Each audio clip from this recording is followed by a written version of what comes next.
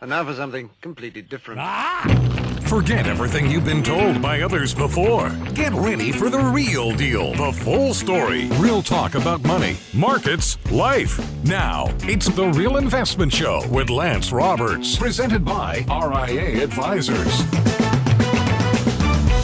And good morning and welcome to the show. Of course, it starts another week as we get ready actually to wrap up the last couple of weeks of September. Of course, last week, of course, we had all the inflation data. So that weighed a bit on the markets. Friday, big options expiration day. This week, the Fed meeting, will they, won't they? This is the big question about hiking interest rates again. Most likely, Fed stays pat, still stays a bit hawkish, talking about incoming data. They're going to monitor that data, make sure it's all fine. But be willing to raise rates and really kind of reinforce that higher for longer. So that's going to be the big news this week. But coming up over the course of the rest of this month and really into October, we've got the Economic Trifecta going on. So right now we have student loan payments restarting September the 1st. Of course, you have the United Auto Workers strike. A 21% pay hike was offered, and UAW said, nope, that's a no-go. So the strike goes on there. Of course, this is going to impact auto sales, potentially take a nip out of the economy from that strike going on. And then, of course, outside of the student loan repayments that are starting, of course, that's going to reduce discretionary spending. You also have the potential for a government shutdown coming up in October. Of course, this will be as we've talked about before, it'll be a big debate. In fact, headlines out this morning about the disaster. This could be the most expensive shutdown in history. Well, of course it is, because we're spending more every year. So every year that we shut down the economy, we spent more than last year, it becomes more expensive. But that's going to be the headlines. Lots of hand-wringing and teeth-gnashing over the irresponsibility of shutting down the government. This is all going to be blamed on everybody. Of course, it's all for show, because at the end of the day, yes, everybody will just simply sign off on a continuing resolution and we'll go on about our business and we'll spend 8% more money than we did last year, which is why the shutdowns continue to get more expensive every time we have them. But maybe somebody should come back and say, maybe we should actually cut some spending. Silly. Didn't even think about that. Good news out this morning, of course, also there is 5 American prisoners are going to be released out of Iran today. There's a jet standing by to bring them home. So both America and Iran are going to exchange 5 prisoners each, and we also transferred $6 billion to Iran. Not sure why, but we're exchanging. We're paying for prisoners. I'm not sure. Anyway, there's a prisoner exchange going on today, and so that's good news. 5 Americans coming home from Iran. Outside of that, this is going to be a sloppy couple of weeks as we head into October. Now, one thing you're going to see is you're going to see a lot of data out over the next couple of days about the last 2 weeks of September tend to be sloppy. One thing you have to remember is that today is September the 18th. What's so special about today? That was when Lehman filed for bankruptcy back in 2008. So that a lot of that market data, the weakness that you have in the last couple of weeks of September is a little skewed by the Lehman bankruptcy. Because if you remember back in 2008 when Lehman filed for bankruptcy, we had literally 5 days of the market just dropping like a stone. I mean, nobody was trading anything. Nobody knew what was going on. And that was, kind of the problem. And then, of course, we go back to 2000. We had, unfortunately, 2001, right? We had September the 11th, and then the market was closed for the next 5 days. And then when the markets reopened, there was a bunch of stuff. So that way, all that those type of exogenous events weigh on the average daily return of these last 2 weeks. So again, barring some type of exogenous event that just really crushes the markets over the next few days, markets tend to be a little bit sloppy here. And again, we'll kind of see how this plays out. But that should get us, kind of set up for the seasonally strong period of the year as we get ready to go into October, November, December, which is the subject of our article that we have coming out tomorrow morning. But here's what you need to know before the bell this morning. The market was down on Friday actually a little bit over 1% on Friday. And we did take out the 20-day moving average. So the market was above the 50-day. We took out on Friday both the 50 and the 20-day moving average on Friday.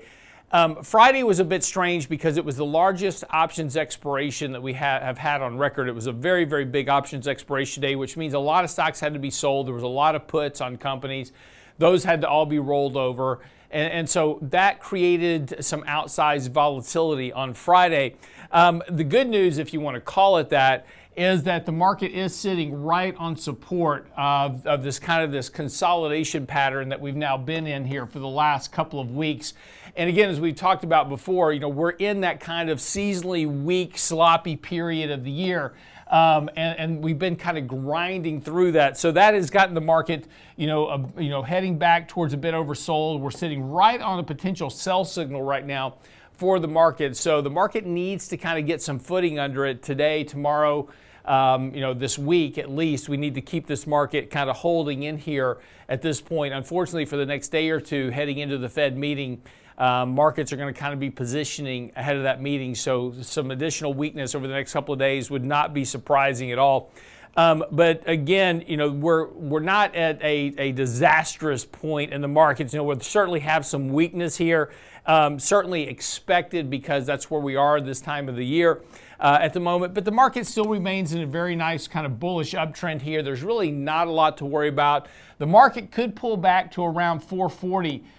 Which is kind of some of this previous level of support that we had during that August decline as well. So we had that decline back in early August.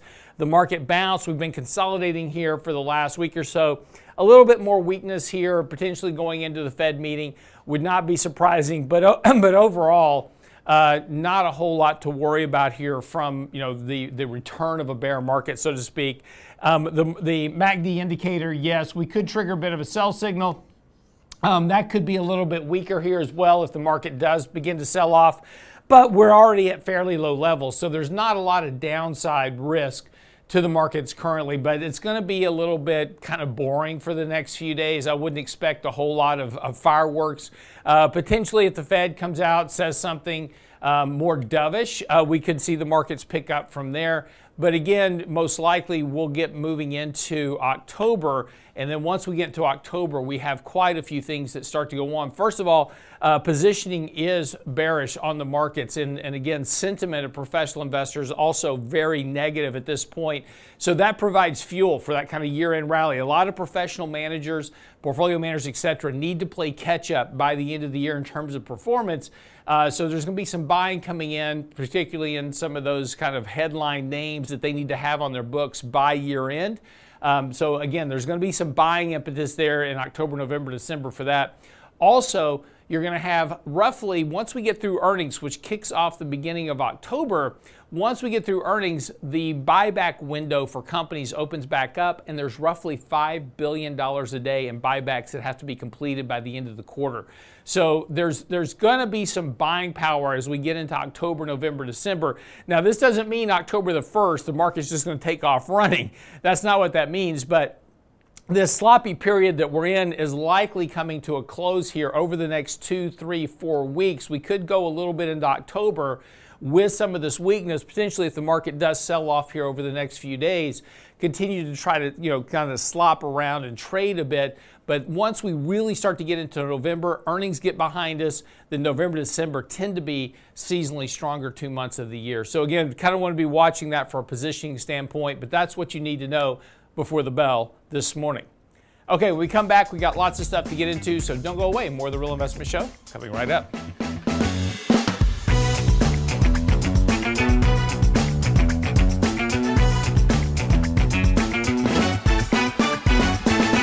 Get daily investment news you can use, delivered at the speed of the internet at realinvestmentadvice.com. How do you follow up on a life well lived? How about a life well planned? Our next Candid Coffee will prepare you for progression planning for a life well lived. Saturday, September 30th with Danny Ratliff and Richard Rosso. We'll share how to prepare emotionally, financially, and pragmatically. Register now at realinvestmentadvice.com. The Progression Planning Candid Coffee with Ratliff and Rosso. Saturday, September 30th. realinvestmentadvice.com. Hi, Lance Roberts here. If you're like most people, your 401k plan represents the bulk of your retirement assets. And unfortunately for many, managing your 401k plan can be difficult. There's so many choices, so many things to consider. With just a quick email, a couple of questions, you can put RIA advisors to work for you managing your 401k plan. Get started right now at the website, realinvestmentadvice.com, or simply call our toll-free number, 855-RIA-PLAN, or again, simply online at realinvestmentadvice.com. Small businesses are discovering that attracting and retaining top talent come down to more than just salary. In today's highly competitive job market, compensation is more than just wages. Hi, I'm Tom Allen, RIA Advisors Retirement Plan Consultant. Healthcare and retirement plans can make the difference in hiring and retaining the best employees. We can show you how to build an affordable, effective employment package that delivers true value for your workers and your business. Call me toll-free at 855-RIA-PLAN or online at realinvestmentadvice.com. And now, another page from the Real Investment Advisors Investing Manifesto. Bulls win in bull markets. Bears win in bear markets. Eagles soar above and take advantage of opportunity. Let us help you soar as you reach your financial goals with RIA Advisors. Neither bull nor bear. RIA Advisors, 281-501-1791 or online at realinvestmentadvice.com. The Real Investment Show.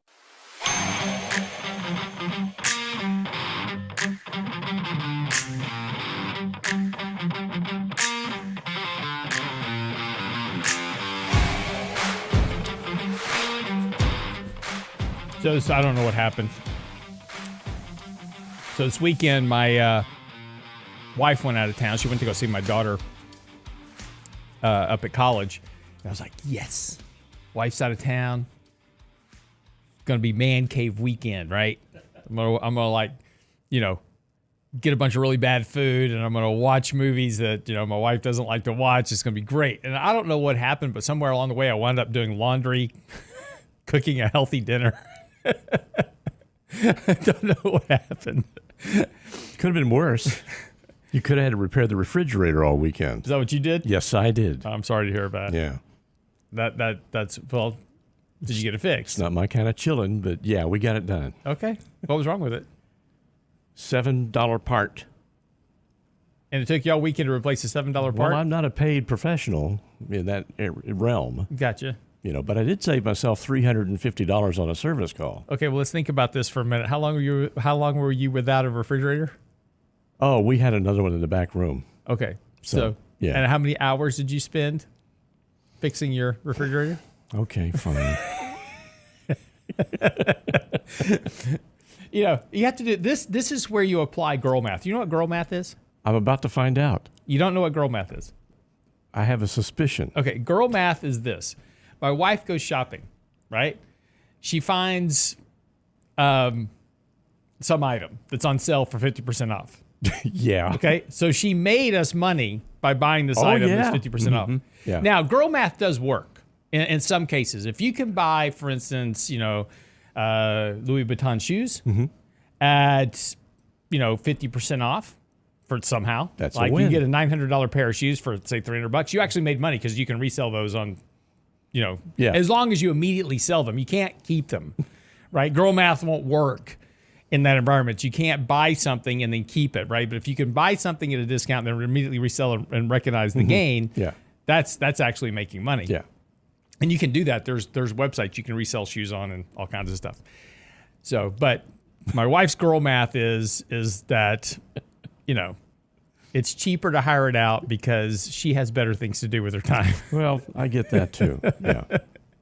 But in your case, it was the function that you fixed it. I'm just too tight. And I was so mad about it because I had paid to have it repaired a couple of years ago.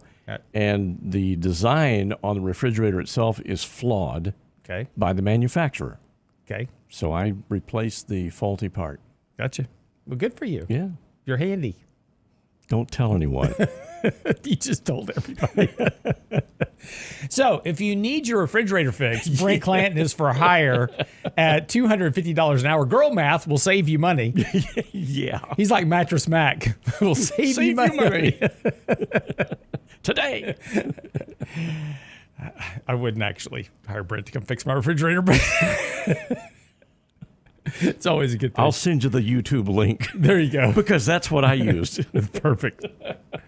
For $250, you too can get the YouTube link. Yeah. All right, a couple of things to get into this morning. Coming up at the bottom of the hour, we're going to talk a little bit about bond vigilantes, because I got a bunch of questions over the weekend. People running around talking about on financial media channels, because of the debts and deficits, nobody wants to buy our bonds anymore, and it's a complete myth. But I wrote a whole article on it on Friday. It's on the website if you want to go through all the charts. But when we come back at the bottom of the hour here, I want to give it a whole, and we're going to clip this segment for you so you can, regurgitate over it at your convenience. You can watch it while you're repairing your refrigerator. Exactly. But we're going to go over why the myth of the bond vigilantes continues to persist, but is not real. So we'll get into that. As I talked about, we've got really kind of three things coming up this month. A couple of them going on right now. Obviously, the United Auto Workers strike is, kind of going on right now, and that's, it's not a huge, end of the world type scenario, but it does impact the economy. That's, the United Auto Workers is a big organization, big union. And the shutdown, the strike, is going to cost a smidgen of economic activity. So that's one thing. But, it's really the student loan repayments that restart October the 1st and this potential government shutdown, all of which could, have a larger impact on short-term economics. And again, remember, this isn't just about, the shutdown, right? We go through these shutdowns all the time, and you're going to get a ton of headlines out. Again, Yahoo Finance this morning, why a government shutdown this fall could be the costliest one ever. As I said earlier, yes, of course, we spend 8% more every year.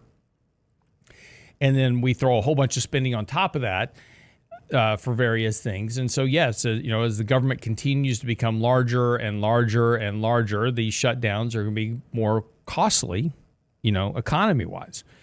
Because if you have to lay off, 1 million non-essential workers, which, as we said before, should be a clue. If you get laid off, you're not considered essential. I mean, that's kind of a clue right there as to where maybe some budget cuts should start. But nonetheless, that's going to cause an impact to the economy. Now, does that mean it's going to immediately, is this the Lehman moment? No, it's not, right? This is a very small, total. These three things might clip, 0.5% off economic growth. It's going to be there. It'll be felt, right? The economic data will certainly reflect it. But, don't let these headlines scare you into making some rash decision about your portfolio, because, again, we go through these things all the time. The only thing we haven't gone through before, and the only thing we don't really have a baseline for, is the student loan repayments, because we've never suspended student loan payments before and said, hey, you don't have to pay the money. And then now all of a sudden it's like, oh, you got to repay the money. And again, the whole and the problem, that exists with the student loan payments was not the function of ceasing the payment, right? So, during the pandemic, we said, okay, look, if you've got a student loan right now, we realize you're out of work. You can't go to work because we've shut down the economy. So you don't have to make your student loan payment. Okay, that's okay. People could have planned for that, right? They go, okay, I've got this extra money right now. I know I'm going to have to start, spending this money. I'm going to have to start making these payments at some point in the future. We could have been very clear about that student loan repayment situation for people, and they could have acted accordingly to prepare themselves for a restarting of those student loan payments. But see, we didn't do that. The whole time we kept telling them, not only did we suspend the payment, but we're going to just eliminate your student loan debt altogether. And this was going on right up to the last minute of, we're going to forgive your student loans. You won't have to make payments ever again. And so people are going, okay, well, if I don't make student loan payments ever again, I'll go spend the money. And that didn't happen. See, we made all these promises that were not constitutional. And now you've really caused a problem. But again, we don't have a baseline for this. So we really don't. So everybody's kind of guessing what the impact's going to be, but nobody really knows. We don't really know just how bad the situation will or won't be. I mean, maybe the restarting the student loan payments is fine. Maybe everybody, took last month and said, I better save up, a couple $100 for a student loan payment. I don't know, but we'll find out. Could be more severe. Again, it's $12 to $15 billion a month in spending. So it could certainly have an impact on discretionary services in particular. I thought it was interesting, and maybe, just maybe, people are starting to put some money aside for student loan payments because pizza sales are down. According to Bank of America data, and it's bad when people aren't ordering pizza, but pizza sales are down. And more importantly, pizza sales are down when? At the start of football season. You would expect pizza sales to be popping through the roof right now, right? Got to order a pizza, sit down for the game. So we'll see. Again, I don't really have, any real data to work on and say, look, in the past, like for instance, government shutdowns, we can go back through history. We've had these things repeatedly. And so we can go back and go, this is what happened every time we had a government shutdown. Debt ceiling debates, right? We can go back through history and say, did we ever default on our debt from a debt ceiling debate? Once, back in 1970s. Yes, we actually did default on our debt for about a week. So we can go back and look at those periods and say this is what happened after, and see debt ceiling debates and those type of things. Government shutdowns, they're non-event.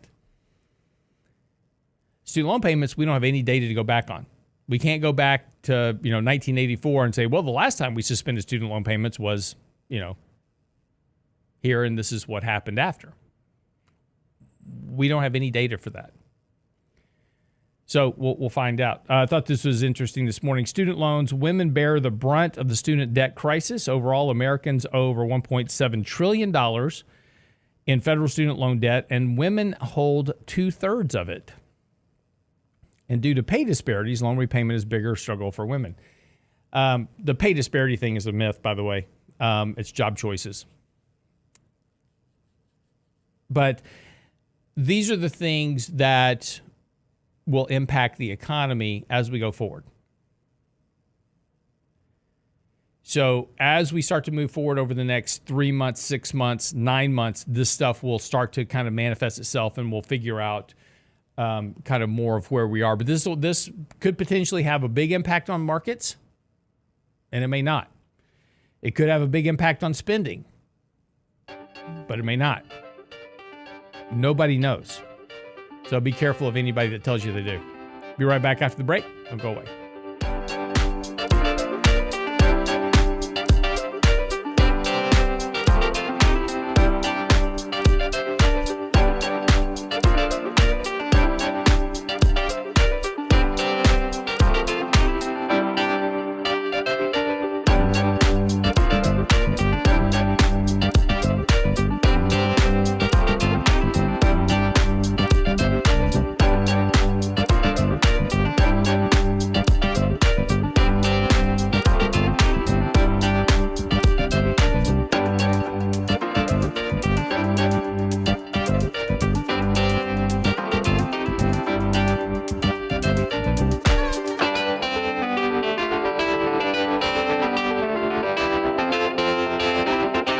The Real Investment Advice blog. It's required reading for the informed investor. Catch it today at realinvestmentadvice.com. How do you follow up on a life well lived? How about a life well planned? Our next Candid Coffee will prepare you for progression planning for a life well lived. Saturday, September 30th with Danny Ratliff and Richard Rosso. We'll share how to prepare emotionally, financially, and pragmatically. Register now at realinvestmentadvice.com. The Progression Planning Candid Coffee with Ratliff and Rosso. Saturday, September 30th. realinvestmentadvice.com. Health and financial security touches everyone within your organization. Offering benefits for all doesn't need to be complicated. Hi, I'm Tom Allen, Senior Benefits Consultant at RIA Advisors. RIA Benefits provides independent expertise to find solutions that speak to the mission of your business, the culture you want to establish, and the budget you are able to work within. Book a free consultation with me at realinvestmentadvice.com/retirement, and we'll find a solution that takes care of your most important asset,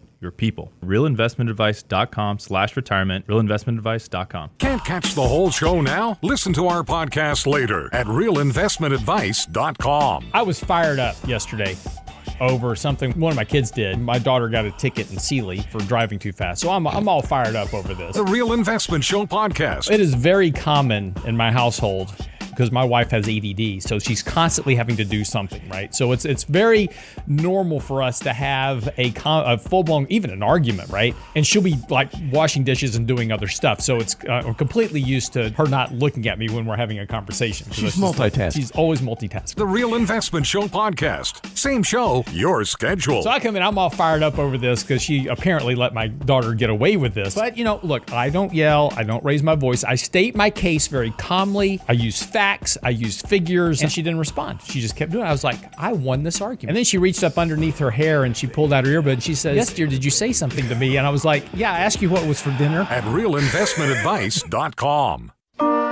And now, another page from the Real Investment Advisors Investing Manifesto. Manage risk and volatility rather than trying to manage gains. You don't have to be right all the time. Long-term investing success is a 70% gain. Let us help you reach your financial goals with RIA Advisors. Neither bull nor bear. RIA Advisors, 281-501-1791 or online at realinvestmentadvice.com. Real Investment Show podcasts are now available from Stitcher Smart Radio at Stitcher.com. Hi, Lance Roberts here. If you're like most people, your 401k plan represents the bulk of your retirement assets. And unfortunately for many, managing your 401k plan can be difficult. There's so many choices, so many things to consider. With just a quick email, a couple of questions, you can put RIA Advisors to work for you managing your 401k plan. It's a quick and easy application. Just simply click Ask a Question at realinvestmentadvice.com or give us a call at 855-RIA-PLAN. That's realinvestmentadvice.com. The Real Investment Show YouTube channel has all our videos ready for your easy access. Now with the new and improved Before the Bell reports, plus each day's radio shows. Subscribe and bookmark our YouTube channel at realinvestmentadvice.com. You're listening to The Real Investment Show.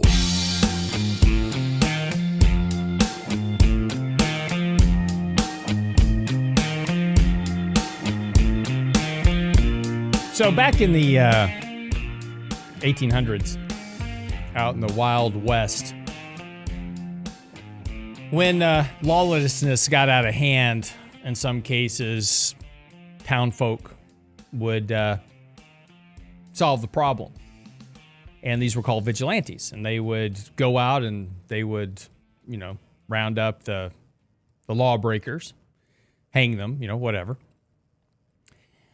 And, vigilantism works, but it's not legal. And, of course, the sheriff, but, back in the 1800s, a lot of times, you've seen the movies. A lot of times the sheriff was corrupt because he was in with the land baron. And he was getting paid off by the land baron, to drive off the sheep farmers in exchange to, build more cattle ranch, whatever it was. You've seen the movies. But the myth, this myth of vigilantism is fine. And this is particularly relating to the bond market. And there's been a lot of conversations of late. I've got a lot of emails from people saying, well, so-and-so said the bond vigilantes are coming back and they're not going to want to buy the debt. Bond buyers won't want to buy the debt anymore because of, the amount of the deficit, the amount of debt we have issued, et cetera. And it's certainly a great headline, right? It's a great story. It sounds, just brings up all of these images of the Wild West and, these bond traders with masks on, and they're going to raid the bond market and refuse to buy bonds, et cetera. And so interest rates are going to have to go up. And it's a great story. And the problem is that the term bond vigilante was penned in 1980 by Ed Yardeni. And since 1980, kind of like Samuel Beckett's Waiting on Godot, we're still waiting for the bond vigilantes to arrive. But, everybody keeps coming out every year going, well, this is the year the bond vigilantes are going to come, and yet they don't. And there's a big reason for that, which I'll tell you about. And then this article is on the website right now. I'm going to go through a couple of the charts from the article. But if you want to read the whole article, it's on the website now, realinvestmentadvice.com. It's called Bond Vigilantes and the Waiting of Godot. So first of all, if we take a look at 10-year interest rates as a function and look at the year-over-year rate of change of the bond market, what we know is that this is the biggest annual rate of change in history. Now, this is not just the increase in yield. If you go back and look at the late 1970s, the actual increase in the yield was much greater than it is today, but it was from much higher levels. So when you go from basically a zero interest rate to 4%, it's a massive increase in the year-over-year rate of change. So, the important thing, though, is to realize that throughout history, every time you've had these large year-over-year rates of change, they don't last. And the reason is because you wind up with either a financial crisis, a recession, a bear market in stocks, or a combination of all three. And that's a function of interest rates and the impact on the economy and the leverage, right? And we have more leverage today than we've ever had in history. Back in 1980, when Ed Yardeni coined the term bond vigilantes, debt to household equity net worth was about 60%. Today, it's 150. So the change, the rate of change of interest rates, not just on household debt, but corporate debt, government debt, is important, right? It's huge. So we can't sustain higher rates indefinitely because of the impact of higher rates on all the debt. Now, going back to 1787, we've had basically a year and a half now of negative bond market returns. But there has never been a period of time, even in the 60s and 70s, where interest rates were going up because of the oil embargo, the default on the debt, everything else that was happening by the 60s, 70s. You never had 3 years in a row of negative returns. Now, if we have a negative return on bonds this year, year's not over yet, but right now we got a negative return. This would be the first time in history you have 3 years in a row with negative returns on bonds, going back to 1787. So despite the Great Depression, despite the oil embargoes and massive inflationary spikes, et cetera, you never had 3 years in a row of negative bond market returns. Doesn't mean it can't happen this year. Could. But what's the likelihood of a fourth or a fifth or a sixth? See, this is the problem with the thesis that, interest rates are going to go higher forever and, you want to be all in stocks. Okay. But just something to think about. But back to this idea of bond vigilantism, bond vigilantes are fine until the sheriff actually, the good sheriff comes into town and arrests the vigilantes, right? Vigilantism is illegal, right? If you want to go out and lynch your neighbor because, his dog pooped in your yard, you can do that, but you're probably going to wind up going to jail. So the sheriff in town is important. And we'll talk about him in a second. But if we look back at over history also, too, just talking about changes in rates, when the Federal Reserve hikes rates aggressively like they have done now, it's always led to a crisis event, either in the stock market, a recession, or a financial crisis, right? So again, it's just a function of interest rate changes over time, and we've had a very large change in rates. So it should be fairly obvious what probably happens next. But let's talk about the sheriff in town because that's the most important issue. The change today, and this began in 2008, and this is the key point about the whole bond vigilante market, right? So back in 1980, when Ed Yardeni coined the term bond vigilante, it was the bond market traders, right? It was the guys running the bond market. It was the institutions. It was the corporate bond traders. It was those guys, the guys on Wall Street. They ran the bond market. They were the buyers. They were the sellers. That was it. when the government wanted to sell Treasury debt, not yet, Brent, when the government wanted to sell Treasury debt, they would sell it to the open market through their preferred dealers, and then those got sold off to retail investors. But that's not the way the bond market works anymore. Now you can. In 2008, the central banks became the sheriff in town. When the bond market didn't want to own bonds because of the Lehman crisis, nobody was willing to trade with each other. The Federal Reserve stepped in and said, hey, we'll buy them. And it's not just the Federal Reserve. It's the Bank of China. It's the Bank of Japan. It's the ECB. It's the Swiss National Bank. So when times get tough in the bond market and when bond traders go, I don't really want to buy bonds right now, central bank steps up. What happened in March of this year when you had the regional bank crisis? Federal Reserve stepped in, started a bank term funding program, BTFP, bailed out the banks. And this is going to be the case going forward. This is the new sheriff in town, and that's not going to change. And that, by in and of itself, leads to the issue that there can't be bond vigilantes anymore. And going forward, the more debt that we issue, that just simply means that the Federal Reserve is going to have to monetize more of it, more of that debt that is issued. Now, that's not printing money, by the way. That's an asset swap. And this was one of the misnomers of the emails I got over the weekend was, well, the Fed's going to have to print a lot more money. No, the Fed doesn't print money. They credit the reserve balances of the banks. It's a digital swap. And then in exchange, the bond transfers to the Federal Reserve. And then there's a closed loop between the Treasury and the Fed recycling interest payments. So this asset swap going forward, the Fed will have to monetize up to 30% of the total debt issuance going forward. According to the CBO, we're going to be running at about $135 trillion of debt by 2050. The Fed's going to have to monetize at least 30% of that to keep interest rates suppressed. Now, if you don't believe, so you go, well, Lance, that right there, that's the problem, and that's why interest rates are going to have to go up eventually because there's just so much debt, so much deficits. Well, the problem with that idea is that we have an example to look at. All we have to do is look at the debt to GDP of Japan, which is currently running at about 220% of debt to GDP, and they're still here. Where are interest rates? 0. Since 1995, their debt to GDP has been swelling, and interest rates continue to decline. Economic growth continues to deteriorate. They have rolling recessions. It's not a pretty sight for Japan. But they're still here, and interest rates are still near 0.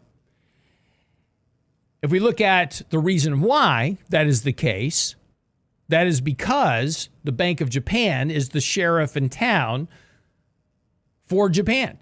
The Bank of Japan's balance sheet, they now own basically all of the ETF market, about 80% of the ETF market, the bond market, the stock market.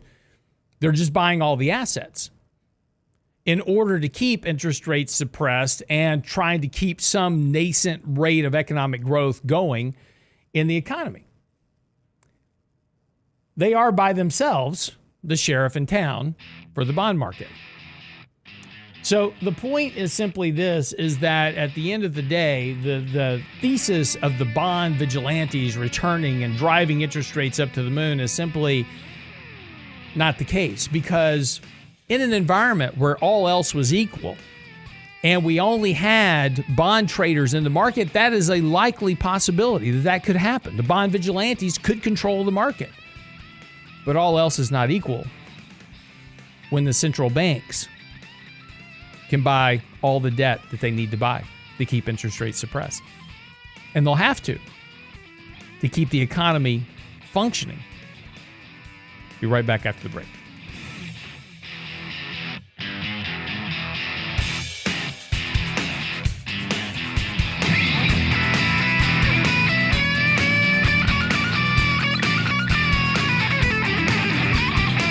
Get daily investment news you can use, delivered at the speed of the internet at realinvestmentadvice.com. How do you follow up on a life well lived? How about a life well planned? Our next Candid Coffee will prepare you for progression planning for a life well lived. Saturday, September 30th with Danny Ratliff and Richard Rosso. We'll share how to prepare emotionally, financially, and pragmatically. Register now at realinvestmentadvice.com. The Progression Planning Candid Coffee with Ratliff and Rosso. Saturday, September 30th. realinvestmentadvice.com.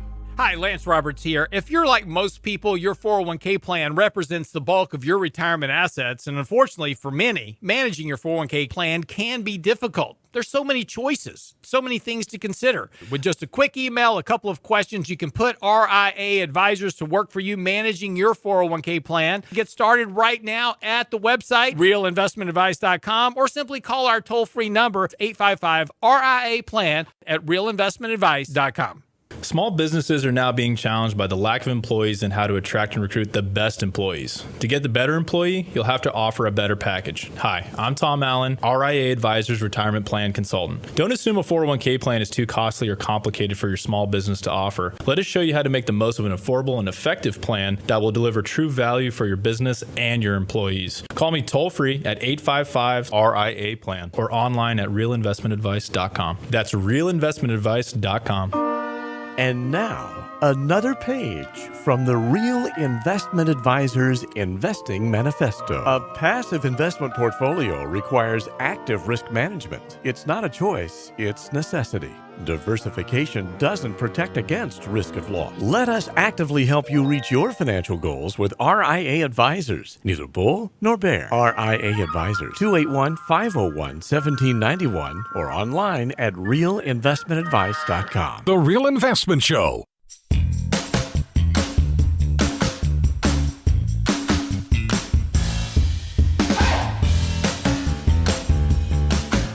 So one of the interesting things right now is last year in 2022, the Google searches for recession were like spiking through the roof. And, you know, just like a vertical rocket taking off. And so it was interesting because we didn't have one. And now that we haven't had a recession, now the searches for recession have fallen markedly. In fact, you know, hardly anybody's searching for recession, and everybody's searching for soft landing or no recession, right? And so that search is now taken off here in 2023. And it's interesting because you remember last year we said, you know, everybody was expecting a recession, and the problem with that from a contrarian view is that, as Bob Farrell always says, is that when all experts agree, something else tends to happen, and all the experts agreed last year we're going to have a recession. We didn't have one. Now all the experts say that, well, there's going to be no recession. And see, and I find that really interesting because if we go back in history and look at 1990, 2001, 2007, the vast majority of Wall Street economists proclaimed that the U.S. was on the cusp of achieving a soft landing. And that's, of course, where interest rate increases corralled inflation but didn't cause a recession.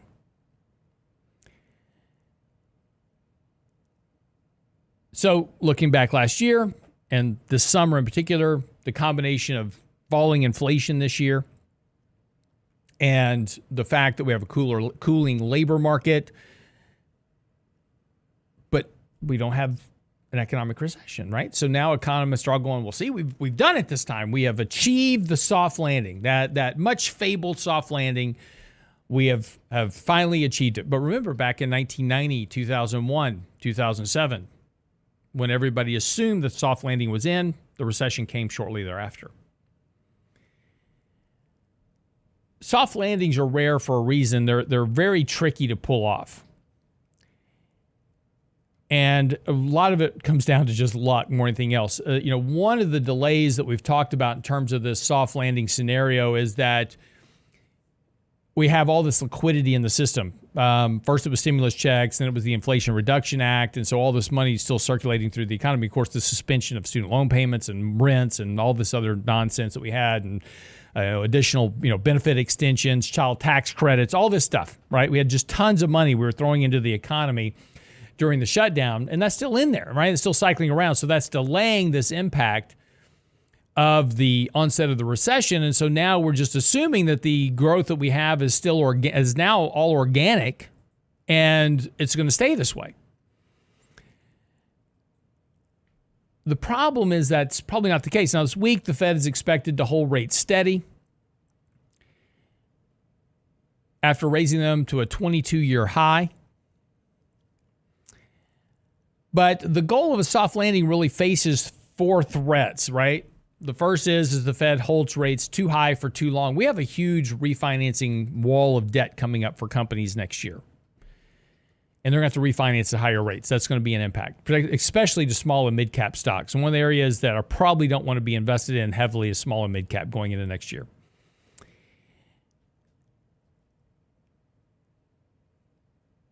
A reacceleration of economic growth. The Federal Reserve... not the Federal Reserve, but the government does some type of spending bill that we're not thinking about right now. Causes another dump of money into the economy, and you get a reacceleration of growth that puts on, more inflation. There's, energy prices rise. You have to a point that it causes, some type of economic disruption. Or you have a financial event.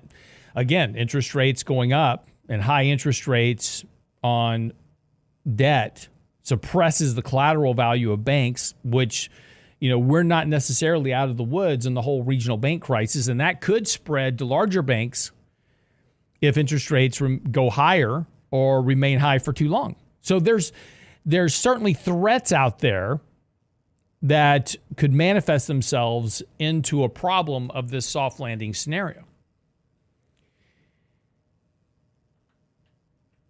So I think it's something that you have to be aware of and at least be considering that a recession is still possible. And look, there's a lot of indicators that still suggest a recession is a risk.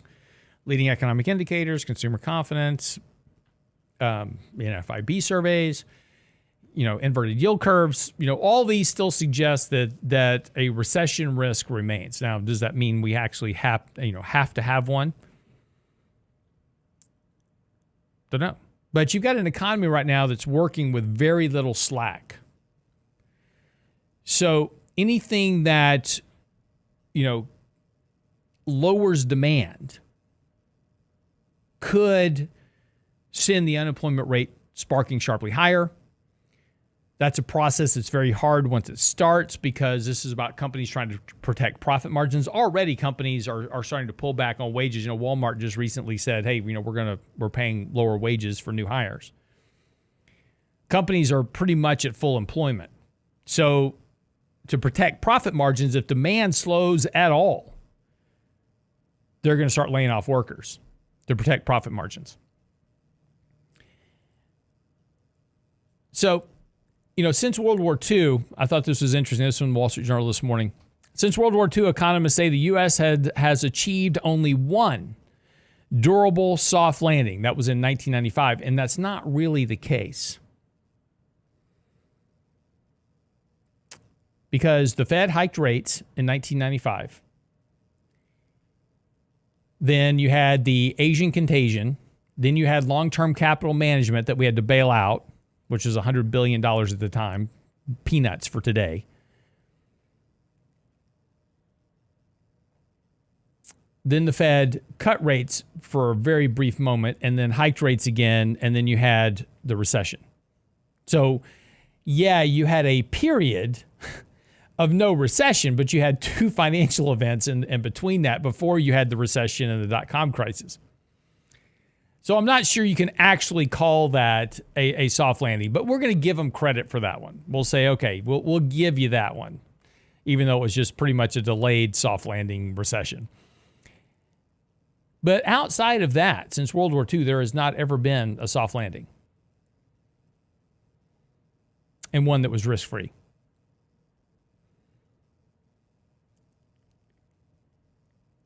So, the problem is for the Fed, if they hold rates too high for too long, it risks an unnecessarily severe downturn. Because, again, we have more debt than we've ever had before. So we have a highly leveraged economy, a highly leveraged, government. So keeping rates elevated is eating away at that ability for consumers to spend money. And the question is, if you hold them too high for too long, something breaks. Don't know what it is, and we won't know what it is, and we never know what it is. Whatever causes the problem will just show up overnight, and it'll be like, oh, nobody saw that one coming. Right? Just like we did. Nobody expected Lehman to fail. On Monday, Lehman bonds were trading at par, AA plus rating. On Friday, the company's bankrupt. Nobody saw that coming. The bond market didn't see that coming. And that's the way it always is. Hold rates too high for too long, something happens that breaks something. But if we go back and look at 1995 as an example,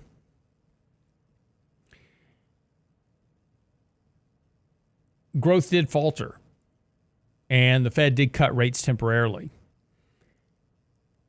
And then the market exploded over the whole dot-com kind of fantasy.